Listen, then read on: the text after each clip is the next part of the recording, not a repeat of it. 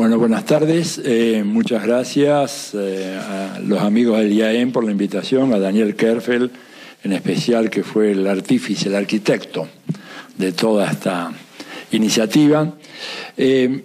Yo voy a hacer una presentación en donde me gustaría hablar sobre los cambios que ha habido en la doctrina estratégica de los Estados Unidos hacia América Latina y demostrar por qué estos cambios entrañan un peligro muy grande para nuestra región, ¿verdad? El punto de partida de esto va a ser primero una brevísima reflexión sobre los grandes cambios que experimentó el sistema internacional en los últimos 20 años. Un sistema internacional que, si uno toma la fecha hasta el año 1991, era caracterizado por todos los analistas como un sistema bipolar, un sistema internacional que se sostenía sobre la base del equilibrio entre dos superpotencias militares, la Unión Soviética, ¿verdad?, y los Estados Unidos. Ese sistema se desploma con el derrumbe de la Unión Soviética y da paso a un breve periodo de unipolarismo. Periodo que, sin embargo, para algunos importantes tanques de pensamiento de los Estados Unidos, como el famoso Nuevo Siglo Americano, la New American Century, ¿verdad?, implicaba ya un nuevo ordenamiento mundial que iba a perdurar casi eternamente. El unipolarismo había llegado para quedarse, la Unión Soviética se había disuelto, había estallado en 1000 pedazos, no había ningún polo de poder que pudiera contestar la hegemonía norteamericana y se pensaba que el unipolarismo, como decía recién, iba a durar para siempre. Sin embargo, 10 años después, sobre todo después de los atentados a las Torres Gemelas y al Pentágono, el mundo cambia rápidamente de fisonomía, ¿verdad? Y lo que tenemos hoy es un sistema ya claramente multipolar.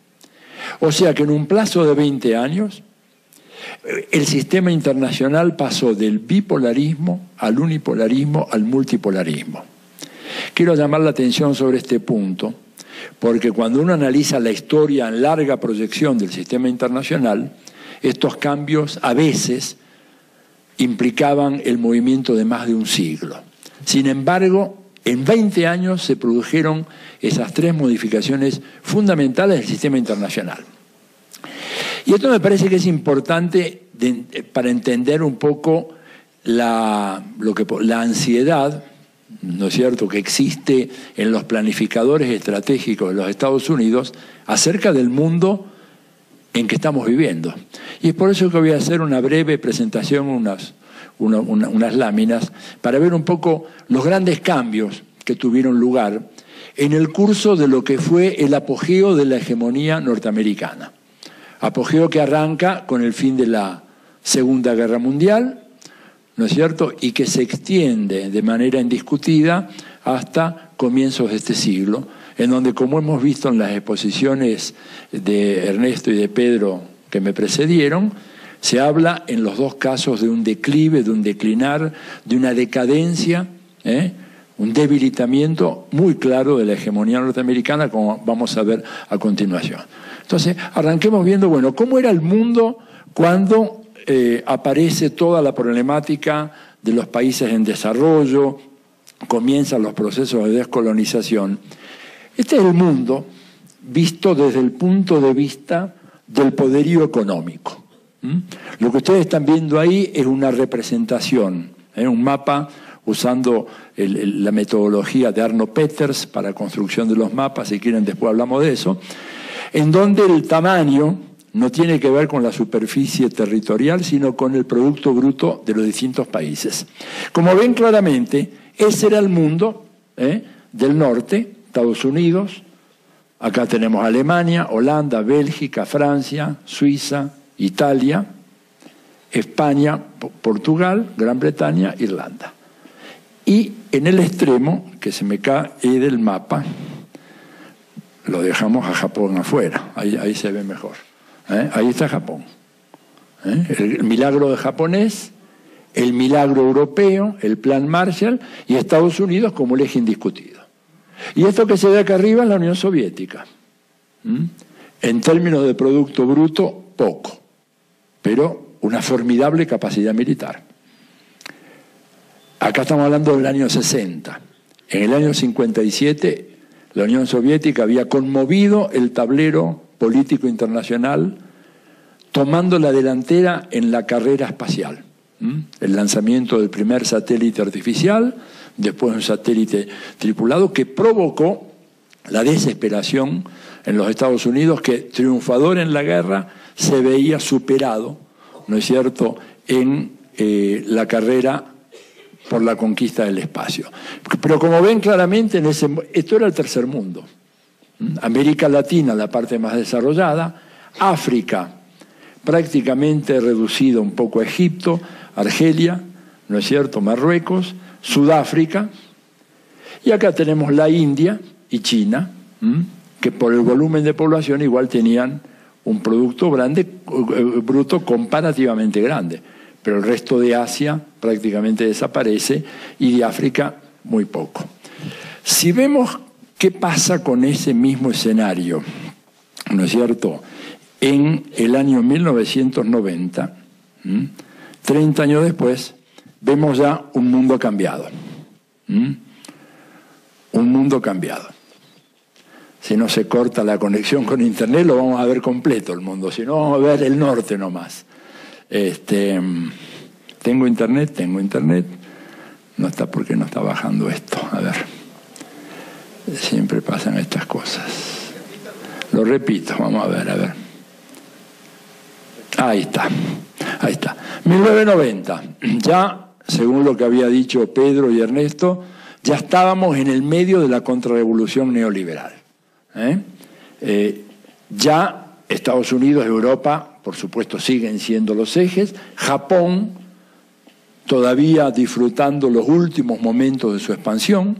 Japón hace casi 20 años que no crece. Es una economía que está estancada hace casi 20 años. América Latina un poco mejor que antes.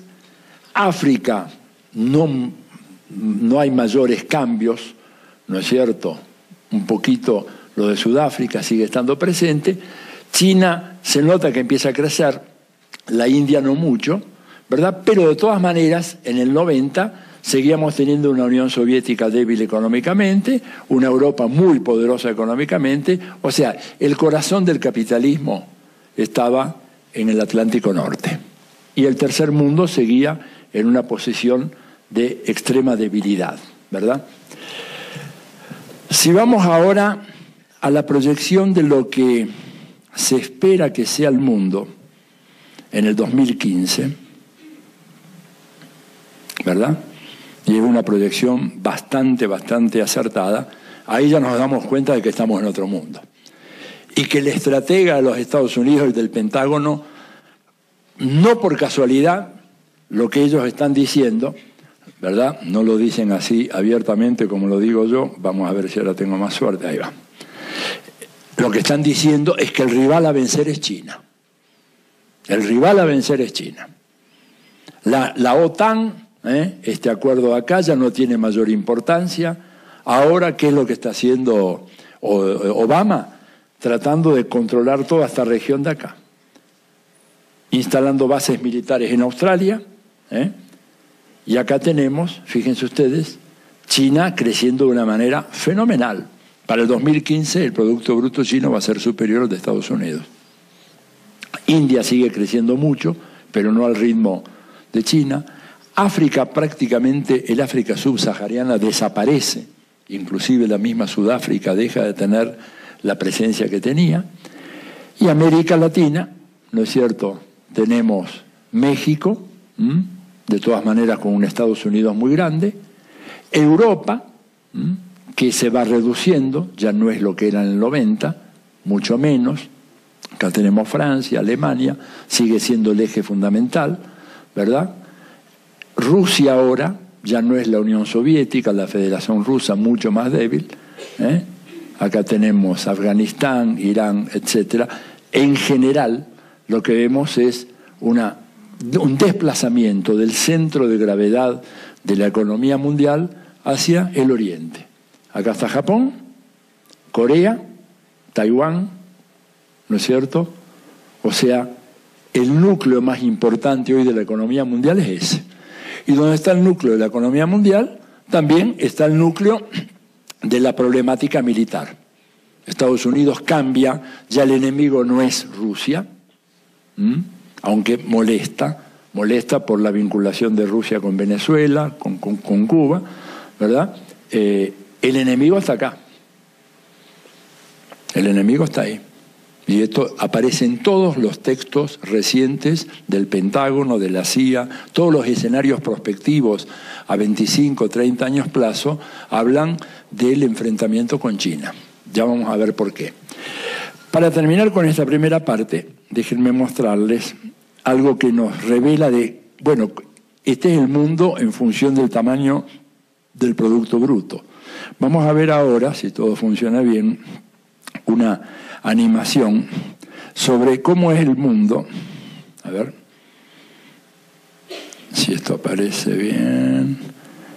Bueno, este es el mundo en función de las personas que ganan menos de $2 al día. Y se va cambiando.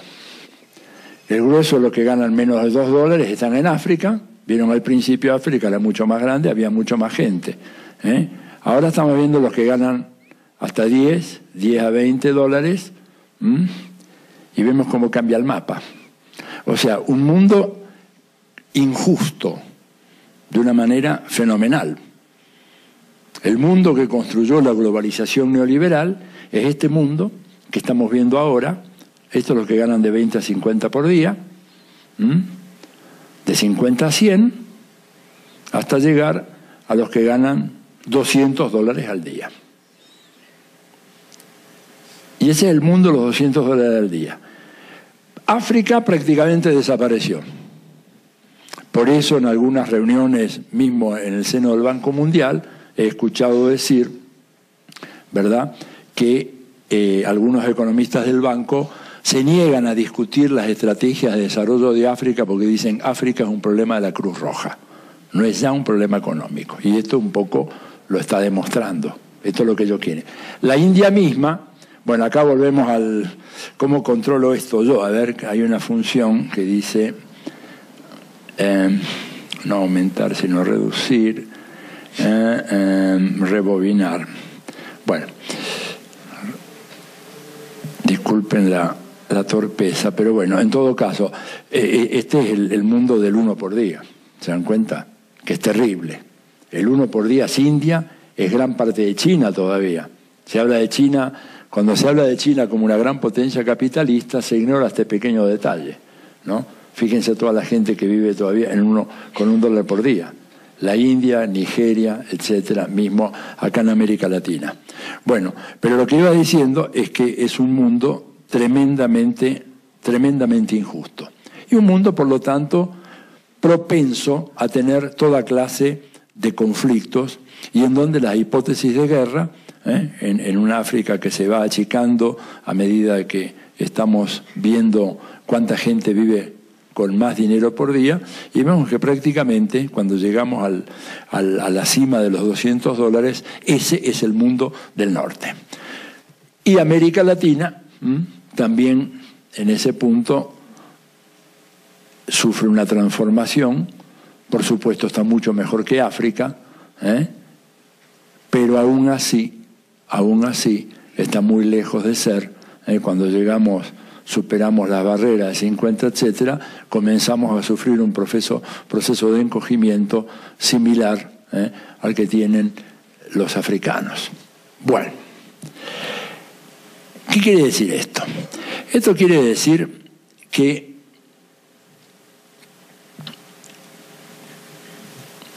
América Latina se enfrenta entonces ante ese mundo que, como dijo ayer mismo acá Ali Rodríguez, se enfrenta con una ventaja que a su vez es una desventaja.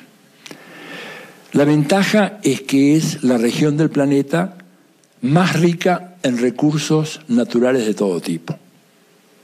La gran desventaja es que estamos al lado, en el mismo hemisferio, del país que es el mayor consumidor de recursos naturales del mundo. Y ese país, ¿verdad?, ha desarrollado desde siglos la teoría de que esta parte del mundo, América Latina, les pertenece. Y que por lo tanto, esos recursos naturales que tiene América Latina son recursos naturales que deben ser de uso o de acceso excluyente de los Estados Unidos. Que esto antes no era una preocupación muy grande, en la medida en que países como la China o como la India, que en su conjunto suman el 40% de la población mundial, no habían entrado en la carrera por el acceso a los recursos naturales. En la medida en que China e India seguían siendo economías subdesarrolladas, con niveles de consumo muy bajos, con niveles enormes de pobreza, y que por lo tanto no requerían muchos recursos naturales, ellos no eran un problema. El problema comienza cuando China e India sí comienzan a exigir el acceso a esos recursos. Recursos que América Latina tiene como nadie más, ¿verdad? A eso me voy a referir enseguida.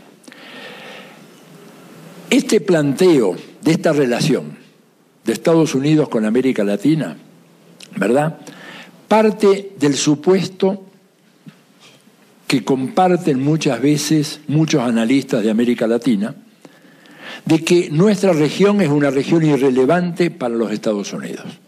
Esto lo hemos visto en reiteradas ocasiones en distintos países de América Latina. Decir, bueno, no nos pongamos exigentes en nuestra relación con Estados Unidos, porque América Latina en realidad no importa. Para los Estados Unidos, América Latina no es una región estratégica, es una región de importancia marginal. Para los Estados Unidos, la primera región de importancia en el planeta es Medio Oriente, la segunda región es Europa, la tercera región es el extremo de Asia, donde está Japón, China, etc. La cuarta región es Asia Central, por el acceso a los grandes yacimientos de gas y de petróleo que hay ahí. Y en el mejor de los casos, América Latina entra en el quinto lugar. Este es el discurso oficial de los Estados Unidos, reiterado por todos los presidentes de los Estados Unidos, ¿verdad?, a lo largo de 2 siglos.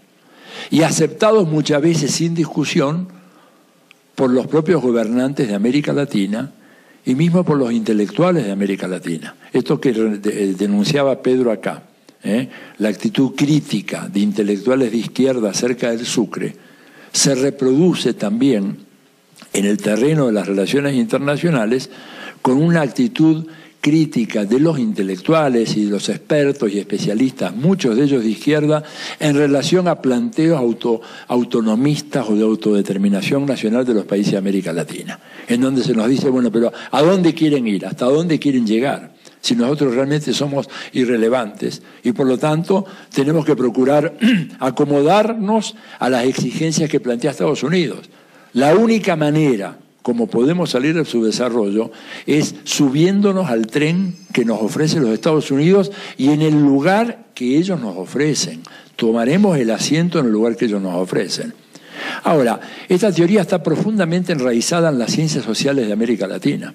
Es notable la influencia que tiene esta teoría en los cursos de relaciones internacionales, en los debates, en las mesas redondas, en donde el pensamiento oficial de las ciencias sociales permanentemente plantea esa noción como una crítica oblicua a gobiernos como los de Ecuador, por ejemplo, que no renovó el permiso para el funcionamiento de la base de Manta, o que se niega a firmar un tratado de libre comercio con Estados Unidos, o países como Brasil, por ejemplo, que no están comprando aviones de combate ahora a Estados Unidos, parece que los van a comprar a Francia, generando este clima, ¿verdad?, de animosidad, diciendo, pero ¿cuál es esto? ¿Cuál es el sentido de esto? Esto es una locura.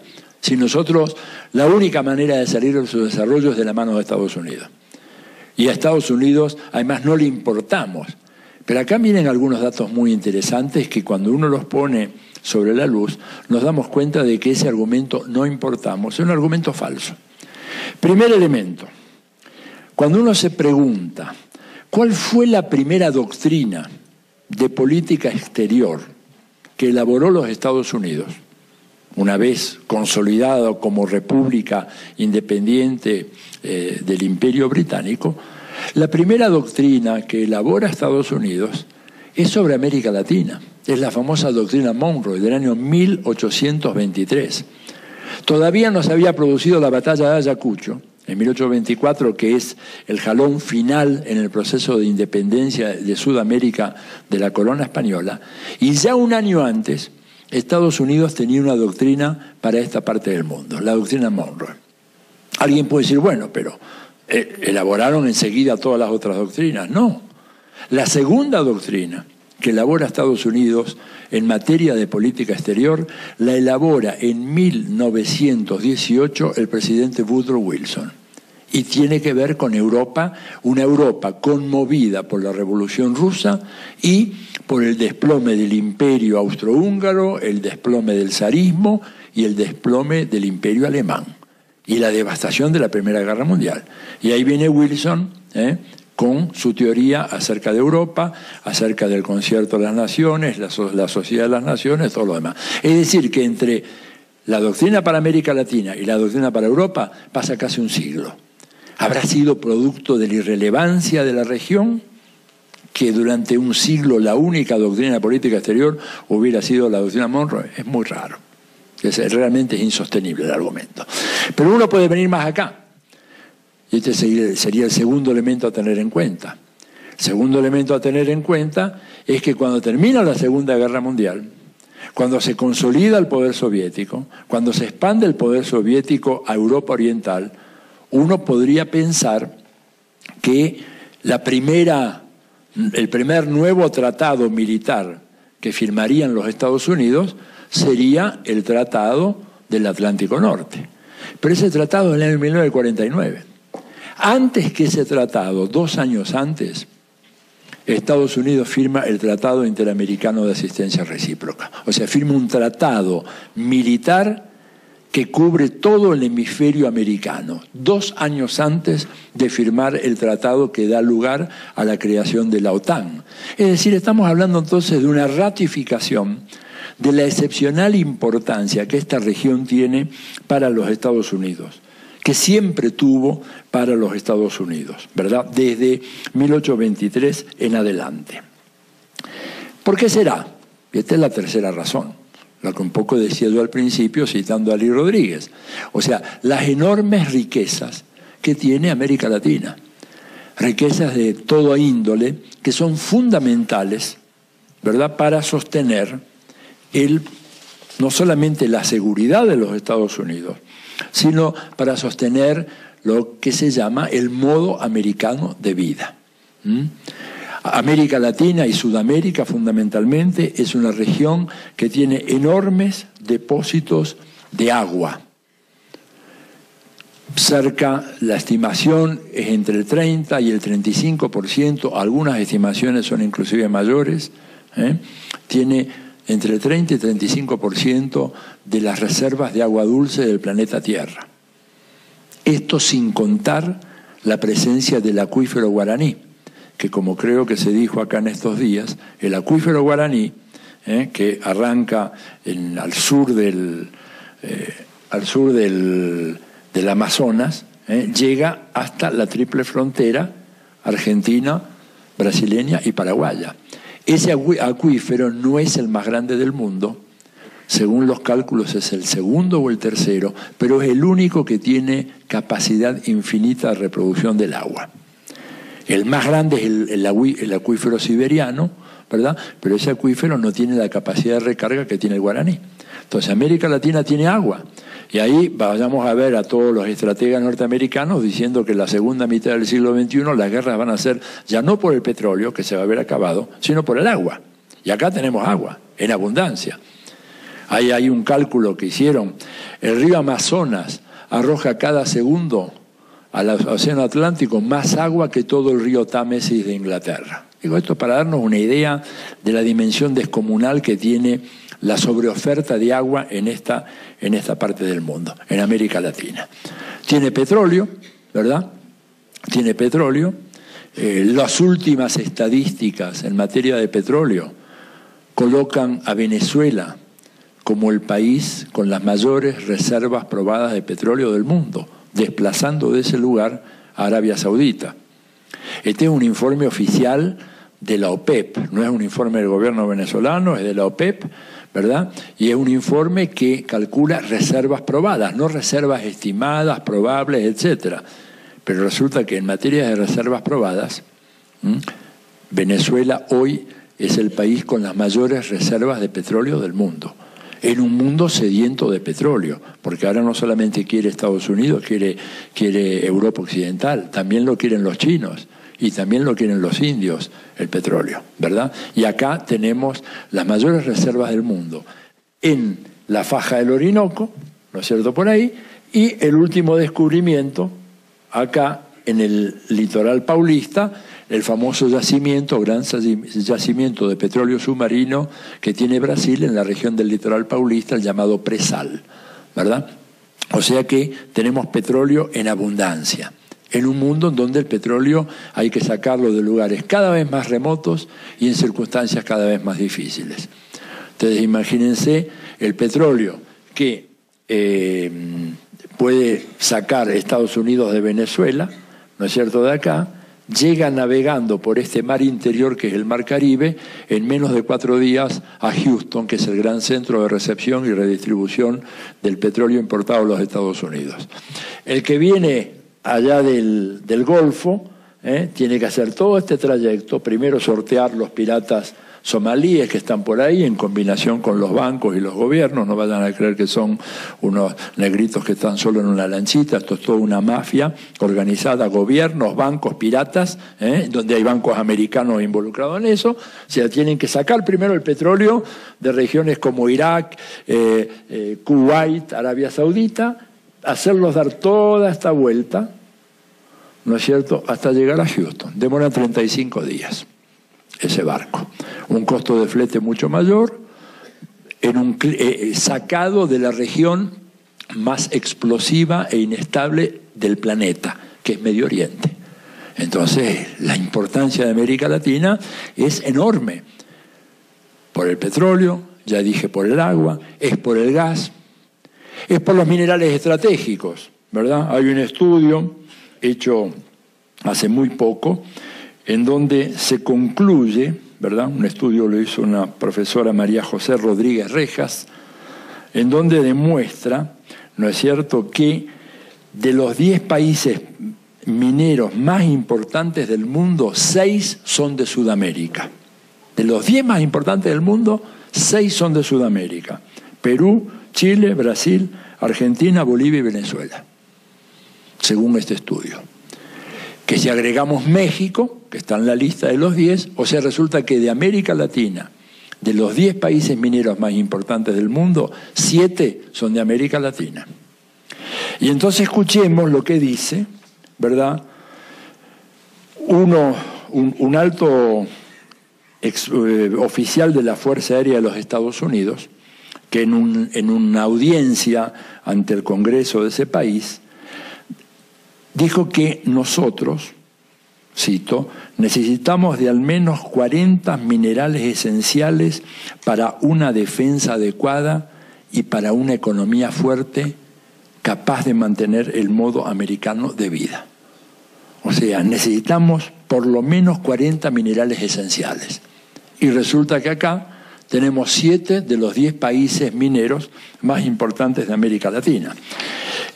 No me quiero entretener demasiado, pero doy unas pocas cifras para entender un poquito esto de la voracidad de recursos que tienen los Estados Unidos. Según el Mineral Information Institute de los Estados Unidos, cada americano que nace va a consumir a lo largo de su vida 260.000 litros de petróleo, va a consumir 2 millones de metros cúbicos de gas, 7.000 kilos de mineral de hierro, 250.000 kilos de carbón, 7.000 kilos de fosfatos y 450 kilos de cobre. Nada de esto tienen los Estados Unidos en su territorio. y nosotros tenemos en exceso. Entonces, cuando uno mira, incluso ya haciendo la sintonía más fina, cuando uno comprueba, por ejemplo, que el índice de dependencia de Estados Unidos en muchos de estos minerales es casi el 100%, porque no tienen nada, vemos otra razón por la cual América Latina es importante para ellos. No solamente la doctrina Monroe, no solamente el TIAR, no solamente el agua, el petróleo, el gas. ¿Dónde se encuentran el 80% de las reservas de litio de todo el mundo? En Sudamérica. La mayoría de ellos en Bolivia, una parte en Chile y otra parte en Argentina. ¿Verdad? ¿Para qué sirve el litio? Para todo esto, para esta computadora, para el celular, para la cámara de fotos, para el proyector S, pero también ahora para las baterías de los autos. Todo el trabajo de la ingeniería electrónica para hacer los autos independientes de petróleo, hacerlos funcionar con electricidad, funcionan sobre la base de litio. El litio lo tiene en Bolivia, en gran medida, y en mucho menor medida Argentina y Chile. Y hay un poquito más en algunos países asiáticos. Estados Unidos no tiene litio, y es el mayor productor de computadoras y de todos estos productos de la microelectrónica. Y entonces los tenemos nosotros. Aparte de eso, tenemos todo el tema de la biodiversidad, ¿verdad? Muy importante, se calcula casi la mitad de la biodiversidad del planeta Tierra se concentra allí en el corazón de Sudamérica, en toda la cuenca de la Amazonía y sus periferias hacia el sur, ¿verdad? Enorme capacidad de alimentación. Bueno, cuando miramos todo esto, es evidente que para Estados Unidos, América Latina es la región más importante del planeta. Y eso lo demuestra con hechos. El discurso es uno, pero la realidad es otra, ¿verdad? América Latina en los últimos 100 años ha tenido más de 200 intervenciones militares desestabilizando o derrocando gobiernos en la región. No hace eso producto de la irrelevancia de América Latina, sino producto de la extraordinaria relevancia que tiene la región. Si ustedes comparan, es un lindo tema para una disertación doctoral o de maestría, por ejemplo, países de África y países de América Latina, comparemos cuántos golpes de Estado orquestó Estados Unidos en África, que tiene 57 países, y cuántos en América Latina a lo largo del último siglo. ¿Por qué tantos más en América Latina que en África? Porque América Latina es la región más importante del mundo para ellos. Ellos pueden tolerar que haya un gobierno reformista, radical, hasta revolucionario en África. Lo van a procurar aislar, pero difícilmente que se metan. Pero bastó que una pequeña islita como Grenada, en el Caribe, en el año 83, pretendiese extender su pista de aterrizaje a los efectos de facilitar la llegada de aviones de gran calado para el turismo. Y aclaro, Grenada es un país que tiene 60.000 habitantes. Producto único de exportación de Grenada es la nuez moscada. O sea, no estamos hablando de un país que tiene un recurso estratégico extraordinario. Estamos hablando de un país muy pobre, prácticamente sin recursos. Se le ocurrió al pobre Maurice Bishop, que era el primer ministro de Grenada, extender esa pista, y en la locura conservadora de los años 80, de Reagan, cuando ya estaban los sandinistas en el poder en Nicaragua, la representación que se hizo de esa iniciativa en Washington fue que esto era un intento de crear una pista de aterrizaje para recibir aviones pesados de la Unión Soviética para abastecer a los sandinistas, y por lo tanto, ¿qué hicieron? Invadieron Grenada con una fuerza expedicionaria de 6.000 marines. 6.000 marines equivalía al 10% de la población, ¿no es cierto?, de Grenada. Depusieron al gobierno y a los 3 días fusilaron a Bishop, ¿verdad? ¿Por qué esto era irrelevante Grenada? ¿Por qué minaron los puertos de Nicaragua en el momento en que triunfa la revolución sandinista? ¿Qué podía hacer Nicaragua, el segundo país más pobre de América Latina, sin un sector industrial, prácticamente sin ninguna capacidad? Se decía que el sandinismo podía llegar en camiones hasta la frontera de los Estados Unidos y que eran una amenaza a la seguridad militar de los Estados Unidos. O sea, Estados Unidos se ha visto involucrado en la política latinoamericana tan profundamente precisamente por la importancia excepcional que tiene esta región. Y esto explica también, ¿verdad?, en el contexto actual, definido por esa carrera hacia el control de los recursos naturales, explica la militarización de la política exterior de Estados Unidos hacia América Latina. ¿Qué quiere decir esto? Quiere decir que hasta hace unos 15 años, 20 años, quien hacía la política exterior de los Estados Unidos para América Latina era el Departamento de Estado, o sea, era el establishment diplomático. Pero si ustedes miran quién la hace desde hace unos 10 años, la política exterior la hace el Pentágono, no la hace más el Departamento de Estado. La política exterior la hace el Pentágono. Cuando uno hace una medición muy simple, mira cuál es el número de empleados civiles, ¿verdad?, que tiene el Pentágono, y concretamente el Comando Sur, estacionado en Miami, resulta que el Comando Sur, personal civil, no digo los militares, el personal civil del Comando Sur es superior al del personal civil de todas las demás agencias y secretarías del gobierno de los Estados Unidos que tengan que ver con América Latina. O sea que la gran mayoría de la gente que está mirando América Latina, monitoreando América Latina, elaborando diagnósticos, escenarios y propuestas para América Latina, más de la mitad se concentran en Miami, en el Comando Sur. Comando Sur, de vuelta, no quiero aburrirlos con esto, con las cronologías, pero es el primer comando que se crea a nivel mundial. Recién después se crea un comando para Europa, después otro para el extremo Asia, Asia Oriental, ¿no es cierto? O sea, el primero es para nosotros, inclusive con el agregado de que el Comando Sur no abarca toda América Latina. Abarca casi toda América Latina y el Caribe, salvo 2 países que están incorporados en la jurisdicción del Comando Central de los Estados Unidos, que son México y Cuba. Si ustedes miran el mapa del Comando Sur, a ver cuál es la jurisdicción, el mapa es muy claro, llega hasta Guatemala, de Guatemala se va, se mete en el Caribe, bordea Cuba, porque Cuba y México entran dentro de la jurisdicción del Comando Territorial Central de los Estados Unidos. Caso único, ¿verdad? Esto nos habla entonces de esa enorme importancia y cómo la política que se hace para esta región es primero que nada una política militar.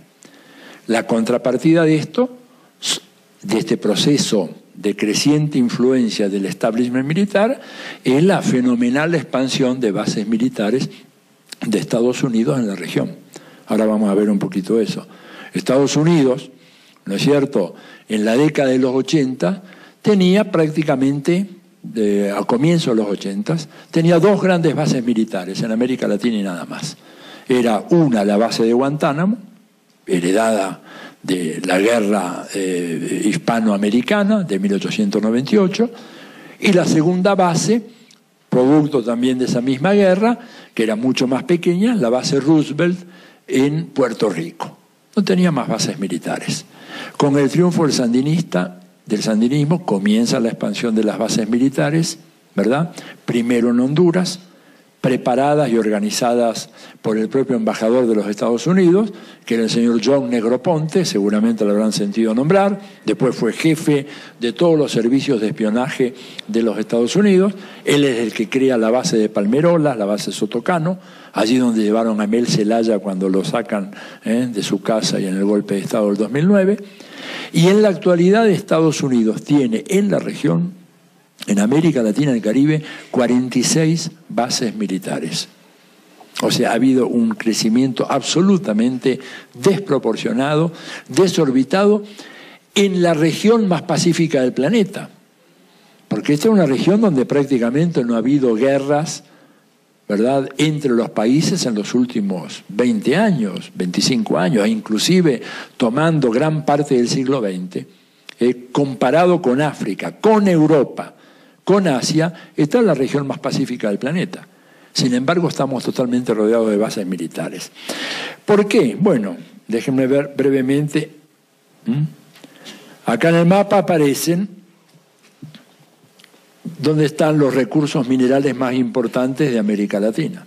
Un poquito en México, Colombia, en Brasil y todo el cordón de la cordillera de los Andes. Este mapa lo elaboró el equipo de trabajo que dirige la profesora Ana Esther Cesenia en la UNAM. Está haciendo un nuevo mapa. Ese mapa no refleja la realidad de lo que es hoy en día el avance, por ejemplo, de la megaminería. Es un mapa en donde, por ejemplo, en Perú no está todo lo que está siendo objeto hoy en Cajamarca de grandes protestas. Ya recuerdan lo que pasó hace poco, 12 muertos, la represión oficial en contra de las comunidades campesinas que decían no a la megaminería en Cajamarca, en Conga, etcétera. En fin, eso, o sea que este mapa es una estimación conservadora, ¿verdad? Pues bueno, ahí tienen los minerales. Y acá tienen los ríos y los acuíferos. Acá toda la cuenca del Orinoco Amazonas, que se desprende después hacia acá, y los grandes ríos Uruguay, Paraná, que desembocan en el Plata, más el acuífero submarino, el acuífero Guaraní. Y allá hay otro acuífero, ese es el acuífero de Chiapas, que es más pequeñito, pero es muy importante, porque ya en Estados Unidos, que están con un problema muy grave de desertificación del sudoeste norteamericano, en donde hay 2 de las 5 ciudades más importantes de ese país. Ahí está Los Ángeles y ahí está San Diego. Y ahí se están quedando sin agua, porque el río Colorado se lo liquidaron, se lo acabaron. Hay informes de ecologistas norteamericanos que demuestran de que el río Colorado, que fue capaz de cavar ese enorme cañón, debido a la fuerza de esa corriente, ese río ya no llega al Pacífico. Se acaba, se transforma en un pequeño arroyo que se diluye en las arenas del desierto del suroeste mexicano. Y ya tienen ellos planes para ver de qué manera pueden alimentar con agua al sudoeste de los Estados Unidos, apropiándose del acuífero de Chiapas, ¿verdad? Y hay planes de factibilidad y estudios, y son cuestiones que en cualquier momento pueden aparecer. Bueno, ahí entonces tenemos los ríos, tenemos los minerales. Acá aparece petróleo y gas, ¿no es cierto?, en esta nueva petróleo y gas, sobre todo acá en Venezuela, petróleo en el sur de México, en la zona de Tabasco, ¿no es cierto?, del Golfo, de Yucatán. Que en realidad es un poco más abajo, es el presal de Brasil, y es la mayor reserva petrolífera del mundo, según la propia OPEP.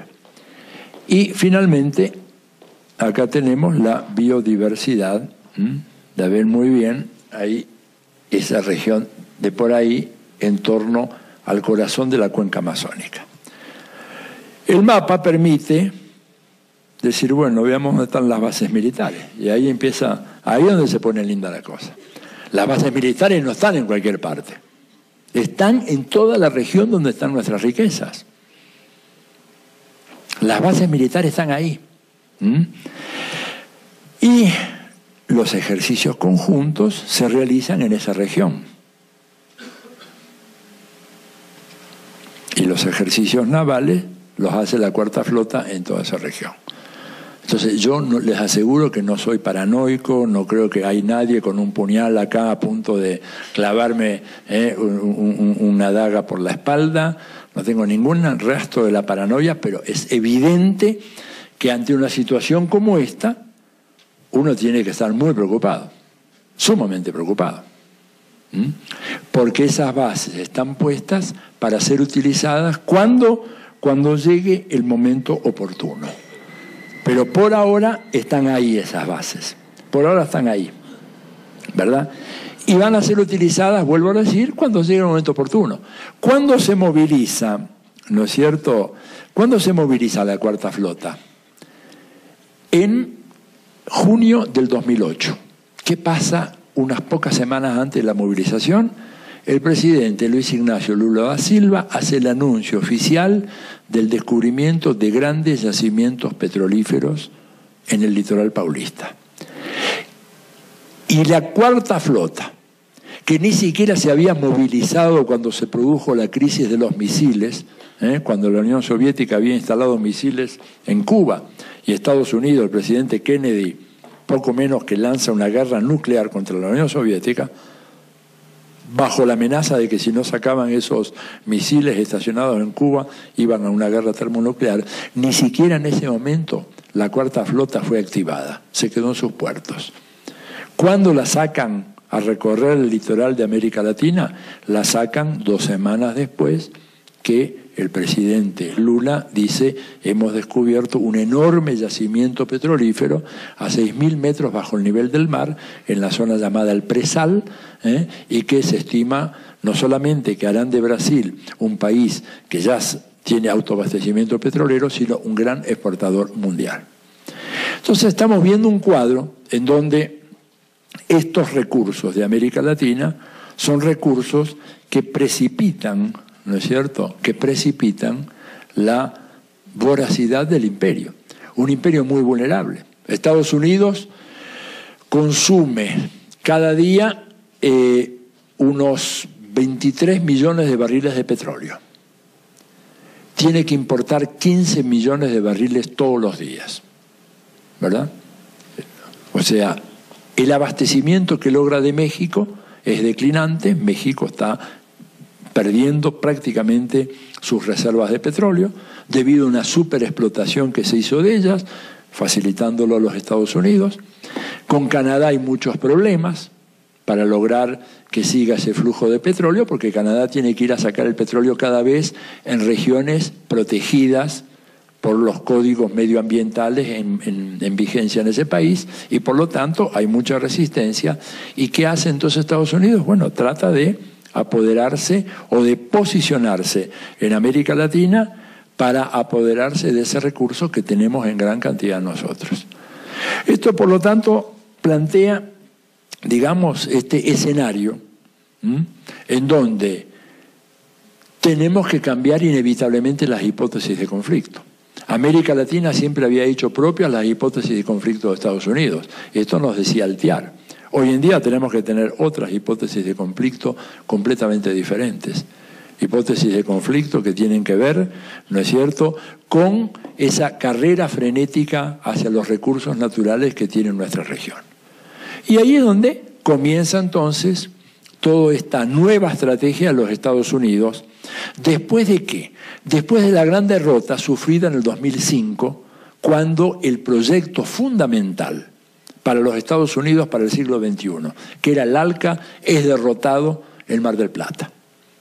Ese proyecto es derrotado. Estados Unidos, pero no baja los brazos. El imperio no descansa nunca. No descansa nunca. De inmediato comenzaron las tratativas para ver de qué forma podían reemplazar ese ALCA que no fue por una colección de tratados de libre comercio, ¿verdad?, hecho sobre la base bilateral o sobre bases regionales. La derrota del ALCA es en el 2005, en el 2006 se inician las negociaciones para establecer un tratado de libre comercio con Colombia. Ya estaba el tratado de libre comercio con Chile. Y luego se avanza con el tratado de libre comercio con Perú, y más tarde tratado de libre comercio con Centroamérica y el Caribe. Muchos países de Centroamérica, por lo menos 2 países de Centroamérica, no querían firmar ese tratado de libre comercio, no los aceptaron. Y los Estados Unidos extorsionaron de una manera brutal a esos países, Salvador, ¿no es cierto?, Nicaragua, que por supuesto resistió, pero también Costa Rica, amenazando con que si no se firmaba ese tratado de libre comercio, Estados Unidos iba a bloquear primero las remesas de los inmigrantes salvadoreños o costarricenses o hondureños que estuvieran en los Estados Unidos, y en segundo lugar iba a poner límites a la migración, y en tercer lugar no iba a dejar que productos procedentes de esos países entraran a Estados Unidos. Total, que producto de una brutal presión del imperio, Estados Unidos impone el Tratado de Libre Comercio en Centroamérica y República Dominicana. Y entonces toda esta región, ¿verdad?, comienza a dividirse en algo que Ernesto planteaba acá. Tenemos un núcleo fuerte sobre la vertiente del Atlántico, en América Latina, núcleo fuerte que tiene, ¿verdad?, uno de sus ejes en Venezuela, el otro en Brasil, el otro en Argentina, que se han mantenido al margen del proyecto de Tratado de Libre Comercio, y que han desarrollado instituciones como la UNASUR, que hemos visto en estos días, instituciones como la CELAC, la Comunidad de Estados de América Latina y el Caribe, que es una iniciativa sumamente importante. Pero ¿cómo responde Estados Unidos? Responde propiciando la Alianza del Pacífico, o sea, sumando México, Colombia, Perú y Chile a los efectos de debilitar el proceso de unificación de América Latina. ¿Por qué? Porque Estados Unidos, como lo sabe muy bien cualquier imperio, puede mantener su privilegio a partir de la división de las provincias exteriores del imperio. Estados Unidos no puede tolerar una UNASUR fuerte, no puede tolerar una CELAC fuerte, y si no pudo impedir la creación de la CELAC, lo que va a hacer es que a través de la Alianza del Pacífico y los gobiernos más dóciles a las iniciativas norteamericanas, Estados Unidos pueda descarrilar ese proyecto, hacer naufragar ese proyecto. Voy cerrando, ¿no es cierto?, porque veo que hay unas cuantas preguntas ahí, con una nota que pretende ser un poco más optimista o promisoria que este panorama que les estoy pintando. ¿Por qué? Porque me parece importante entender de que en este nuevo esquema de poder internacional, Estados Unidos tiene un poderío militar fenomenal. Estados Unidos hoy gasta en armamentos más que todo el resto de los países del planeta combinados. Esto no era así antes. Simplemente en la época de la Guerra Fría, inclusive, Estados Unidos, con un gran presupuesto militar, tenía un presupuesto que equivalía al de las 12 naciones que le seguían en gasto militar. Hoy en día, Estados Unidos solo gasta más de la mitad del gasto militar del planeta. O sea, una militarización fenomenal. Según Nick Turse, que es un especialista norteamericano, un historiador militar, Estados Unidos tiene hoy, entre bases y misiones militares, más de 1000 establecimientos en todos los puntos cardinales del planeta. Es una maquinaria de guerra como jamás se conoció en la historia. Y además, una maquinaria de guerra que se ha modernizado en función de los desarrollos tecnológicos, y entonces hoy una base militar ya no requiere la presencia de un enorme cuerpo de oficiales y de suboficiales y soldados estacionados permanentemente ahí. En la nueva doctrina militar, una base militar es una pista suficientemente larga y suficientemente de espesor suficiente para hacer posible el aterrizaje de los grandes cargueros militares, los C-17 o los Galaxy, ¿verdad?, que son aviones enormes. Se requiere una pista, abastecimiento de combustible y logística en materia de comunicaciones, es decir, radares y comunicaciones satelitales. De ahí la importancia enorme de una de las bases colombianas, la base de Palanquero. ¿Por qué? Porque esa base de Palanquero permite la llegada desde el Comando Sur, desde Miami, de estos grandes aviones que no pueden aterrizar en cualquier pista, y desde ahí pueden llegar hasta la otra pista, colocada ahí en Mariscal Estigarribia, que creo que ahora la saqué y la voy a volver a poner. A ver, ¿está ahí? Sí, está la base militar, ahí al sur. ¿No es cierto? Mariscal Estigarribia, ahí por acá.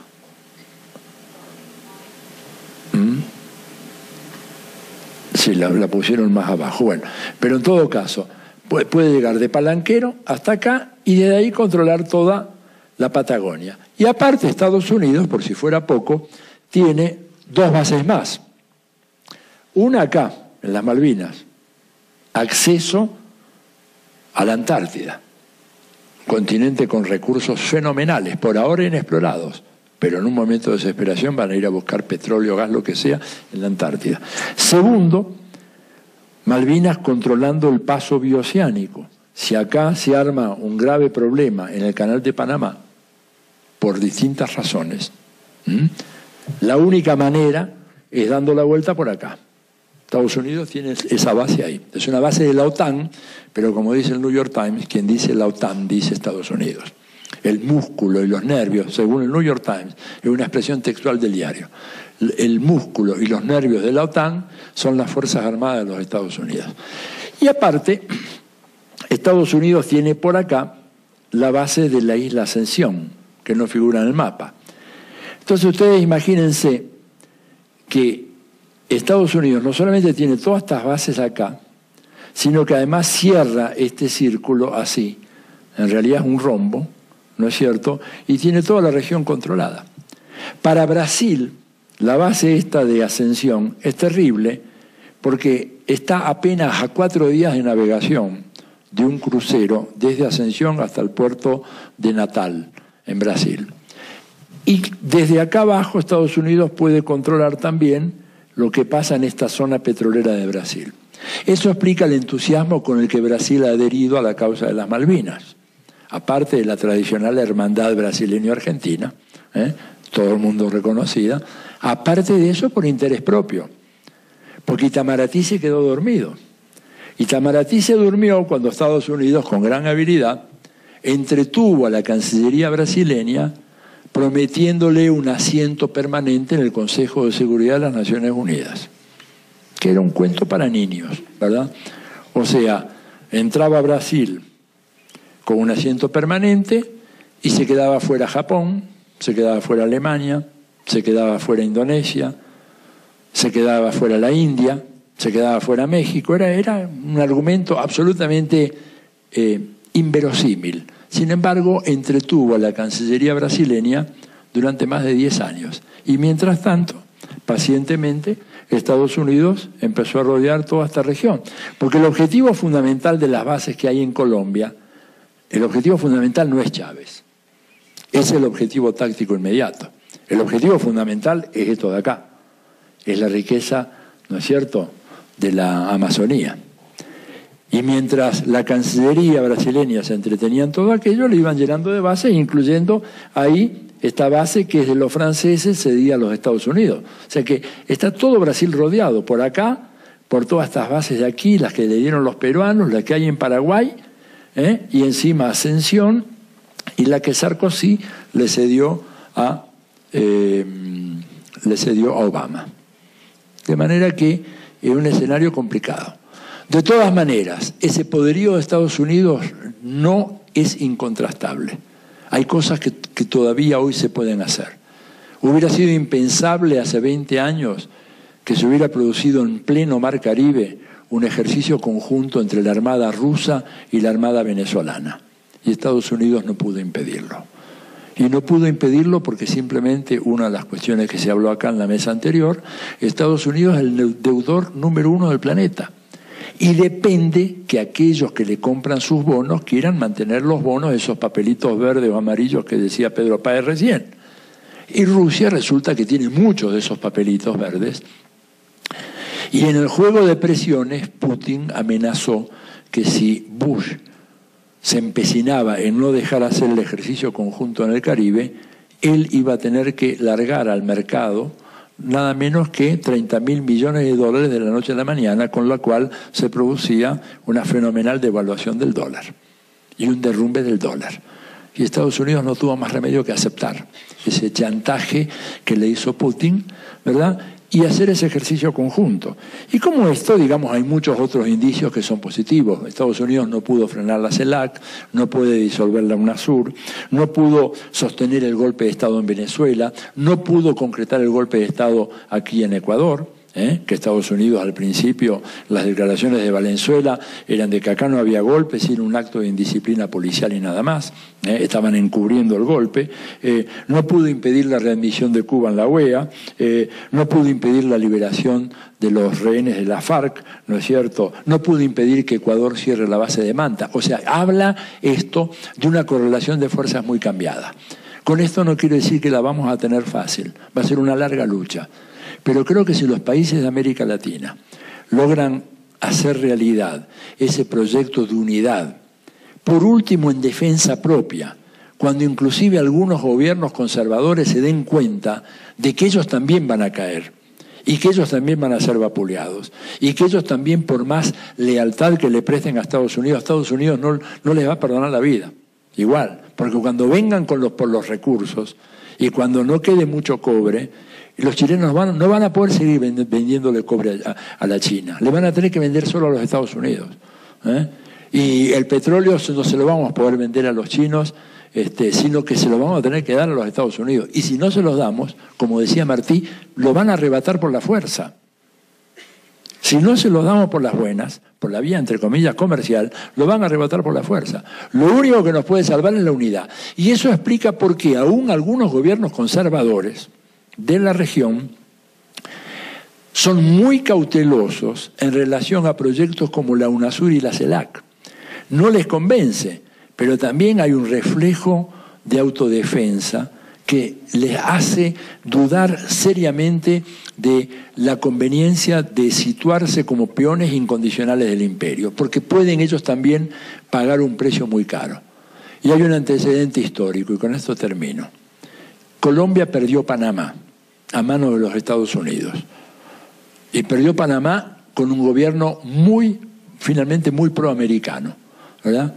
Y yo creo que eso, el robo de Panamá, que era parte de Colombia, está presente no solo en la cabeza de Santos, sino en muchos otros dirigentes conservadores de América Latina que comienzan a asustarse sobre lo que les puede deparar la política del imperio cuando la carrera hacia los recursos naturales deje de lado las formalidades diplomáticas y se transforme en una pelea feroz. Tal vez algunos de ustedes hayan visto aquella película Blade Runner, no recuerdo cuál es la traducción al español, en donde es un mundo en donde se acababa el petróleo y la disputa, se mataba a la gente por una garrafa nomás de petróleo. Bueno, ese es el mundo de adelante, es el mundo que visionan los americanos. ¿Por qué la doctrina de la guerra infinita? ¿Quién la bautizó? ¿La bautizó algún dirigente de extrema izquierda, algún intelectual de izquierda por ahí? No, son ellos mismos los que dijeron guerra infinita. Y los estudios de prospectiva que ellos hacen hablan, tenemos que estar preparados para un mundo de guerras interminables porque los recursos naturales ya no se van a conseguir por la vía comercial, sino que van a ser conseguidos por la fuerza. Bueno, dejo acá y gracias por la atención y creo que hay un montón de preguntas, así que bueno.